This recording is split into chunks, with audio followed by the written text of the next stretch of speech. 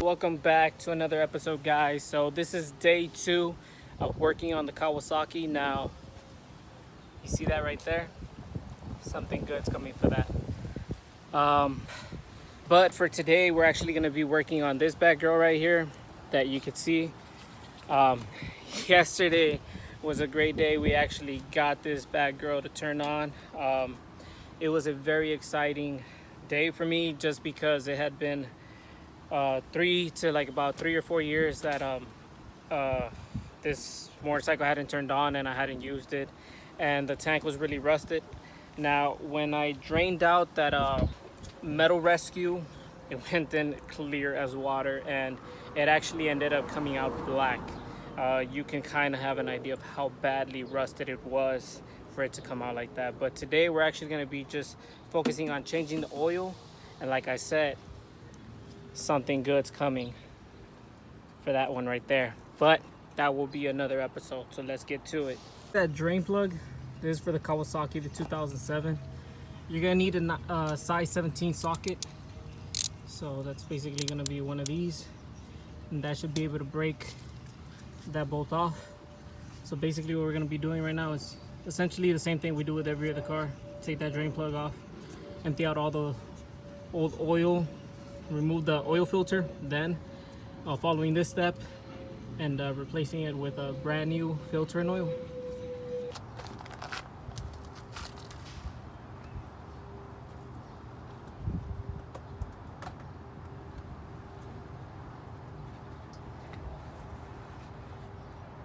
Okay guys, so your oil filter is actually going to be found in here, so right exactly above your shifter, and usually a device like this would basically help you remove that, but this one's actually a little too big. This is more for vehicles. So a neat trick that I figured out to remove these when you don't have the right tools is basically using a flathead with a hammer and actually hitting on the lid rim of the oil filter, and that should be able to help you break that loose. Now we did replace this with a K&N. It's going to be K&N-303 oil filter, and that one actually has a socket which you can actually use to remove these and help us in removing these things a lot easier in the future.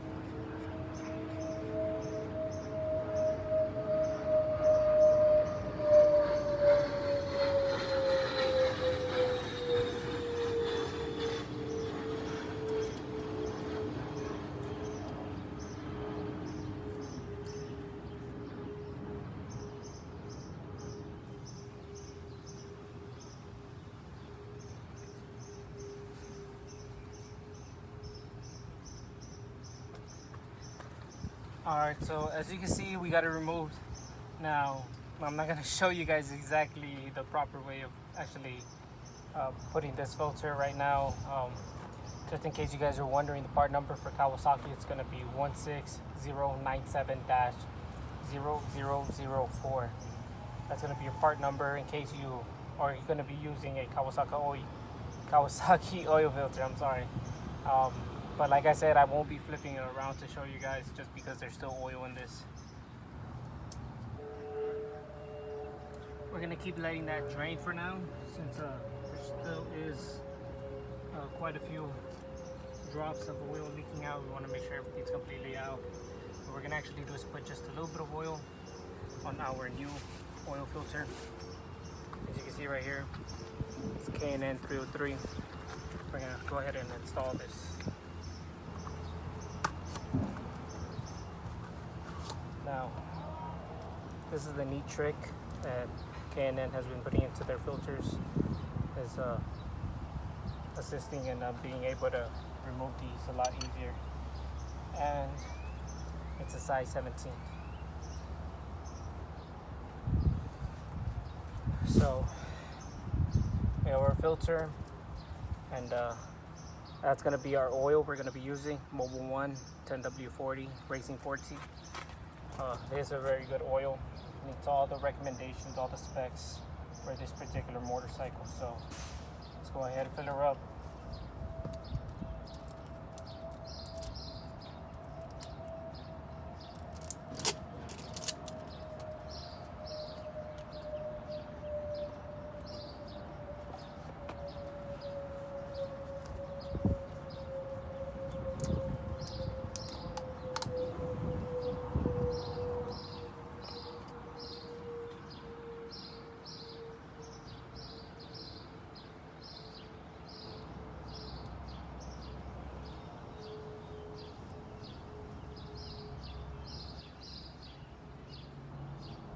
This is something you can do if you want to. You don't have to, but basically any mechanic freak is probably going to do this.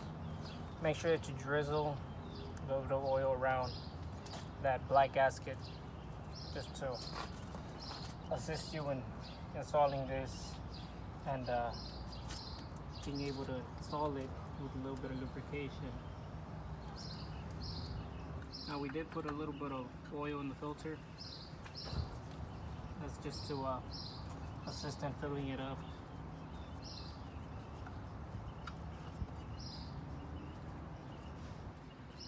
Now, like I said before, this just needs to go hand tight. But given that we have this bad boy right here, we're gonna go ahead and just give it a little bit of a tightening. We're gonna need an extension.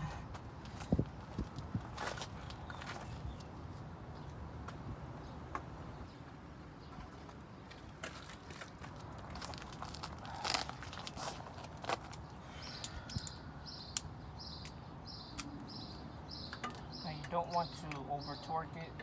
It's just as soon as it's snug in there, that's all you need.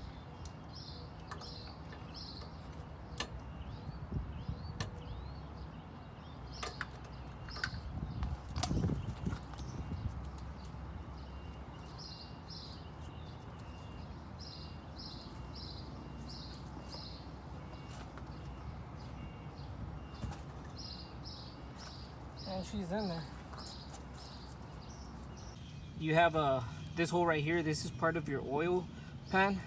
Now you're gonna want to actually fill it up till it's somewhere right here in between these two. Now what you want to do is you want to fill it up slowly.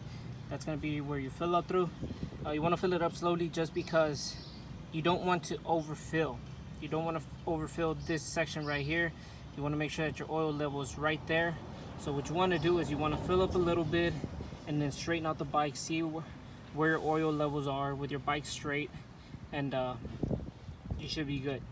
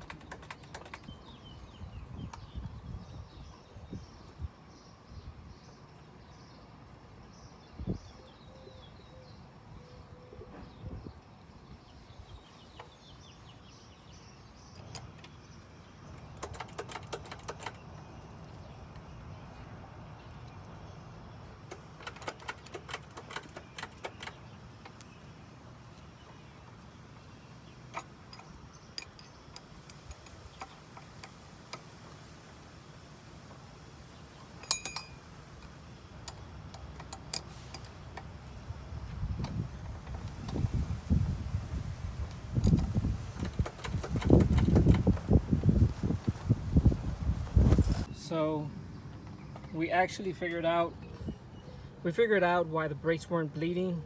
It's actually the master cylinder. This was actually stuck, and as you can see, there's a lot of nasty residue in there, but this was stuck in place, so that's why, since we kept bleeding the brakes, nothing was happening. So we're gonna go ahead and clean this up, see if we can reinstall it, see if we can save it, and see if the brakes work. So I was able to actually get it fixed. It's actually pumping now. There's gonna actually be like a clamp, compression clamp that's actually in here that's holding it in place, similar to one of those right there. I took this one off trying to clean this off, but this wasn't necessary. Now upon trying to install this, I accidentally stabbed myself with that right there, so I had to put a band-aid on. But the bottom side, it's just this rubber housing right here that you need to pop up, and you'll actually get to the clamp. You can then take that off, and underneath that you're gonna see a metal plate. It's gonna have a compression spring inside, and just basically applying a little bit of WD-40 should get this working all over again. So we're gonna go ahead and install it right now. We're gonna bleed out the brakes finally and see if it works out. Now, when you are installing it, you do have to make sure that from here, from this platform to this top platform right here, you have about 78 millimeters, and from this platform here to this bottom bolt right here, you're supposed to have at least a 70 millimeter plus 1 or 2 spacing. That's according to the manufacturer.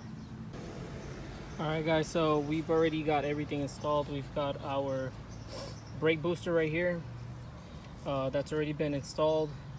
Lines have been connected. Now we're gonna go ahead and purge the system and see if we got our brake system working finally.